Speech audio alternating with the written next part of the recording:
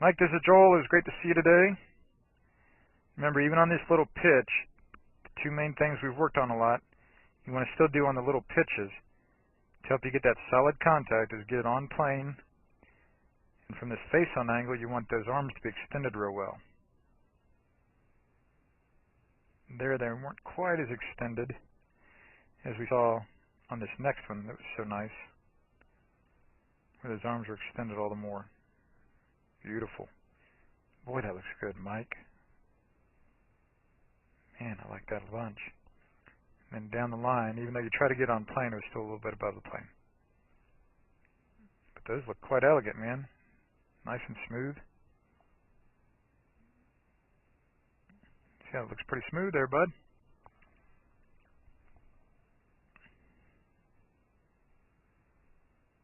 Beautiful. Now, also, though, what we worked on mostly today, obviously, was the putting, chipping, and pitching. So, when you hit that pitch, you definitely want this kind of downward blow where you're getting the roots of the grass, remember? The roots of the grass out in front of the ball. Right over there. And you see how the club head's lower after impact than it was before impact. And you see that's what creates some of the backspin. You see that black line on the ball? That's a big part of what has the backspin occur. See the same thing here. See the club head will be high here before impact. There's the backspin happening. And then it's low after impact. See the club head's low.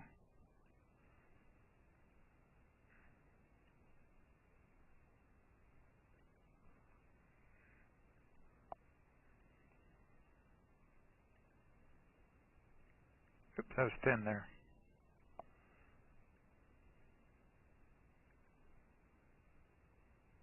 That's what you want there with that contact. And then, also, when you go to pitch the ball, or here, let's look at these putts. Here's a young student of mine that you already know.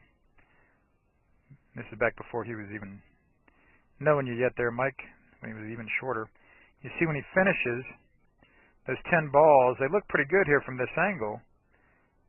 But remember, if we think of it as the XY angle, he's hit 10 balls, one of them went in the hole. And then when we stand around, we walk around to the side of it.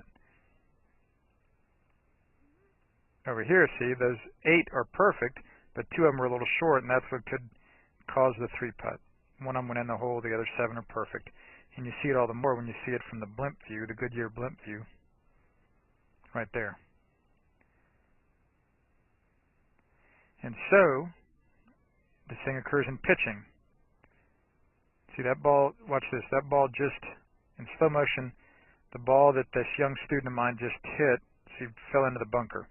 So you see it's perfectly on the y-axis, or it's perfect on the x-axis in terms of direction, but because it was so short on the y-axis, he even missed the green. So he probably got that one fat, didn't he? That one too, right there he hit. He got it fat. It wasn't that he swung too easy, it's that he got it fat. Now this one looks like he got more solid. So sure enough, it's about perfect distance. And then as he goes through this, you see all these balls coming up here. We know they're going to be straight. There's no challenge at all to hitting these shots straight. The challenge is hitting at the right distance.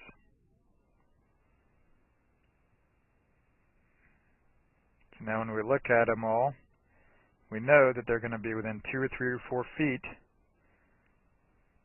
of the hole in terms of direction, but up to 10, 20, 30 feet short or long in terms of distance on the y-axis. And so as a result now, when you're hitting into greens, golf success for an approach is to leave a putter chip for your next shot. Here's the same young student of mine that was a lot shorter a few years ago before you knew him.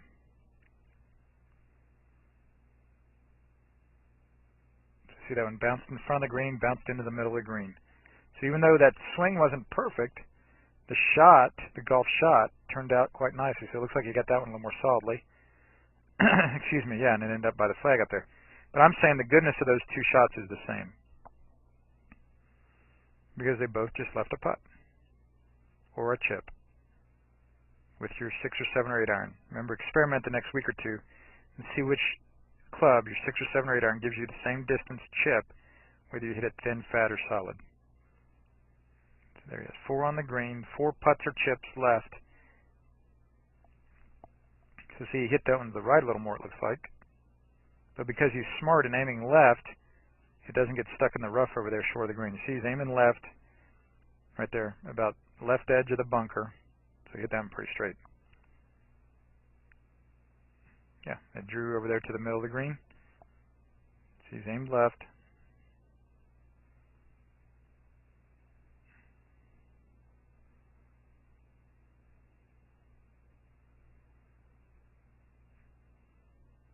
Because he's not aiming at the flag, because if he misses a little short, if he's aimed at the flag, it might get stuck in that rough and leave a pitch rather than a putt or a chip.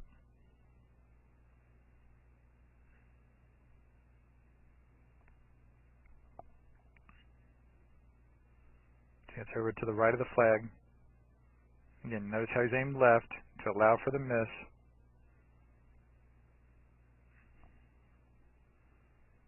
That one's bouncing up there. So there you see the 10 balls he just hit, all leaving a putt or chip for the next shot. And then you use that visualization skills and routine I showed you today, Mike, and you always get down at 2 at worst, and maybe the first one goes in occasionally for the birdie, but you never 3-putt.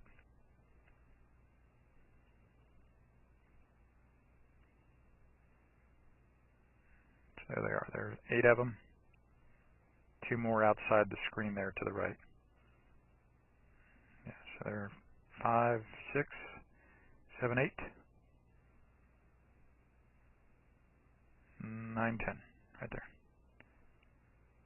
So that's what you're after, man. That's a big part of the golf. So I'm glad the full swing's getting better, like you said. You're doing a lot of good things there. You're feeling a lot better about it. That's great news. And then, like you said, you're kind of fouling it up when you get up around the greens. So do those things we talked about today, and that'll really prevent you from making so many mistakes around the greens.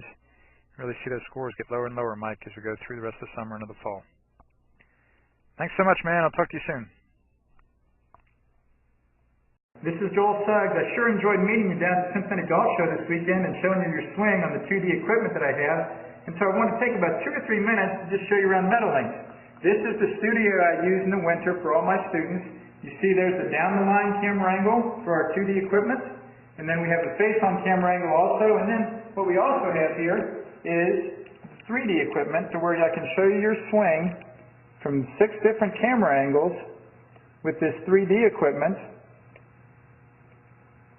and we can get your swing from down to the 1/120th of a second in terms of exactly what your hips, shoulders, and hands are doing in the swing.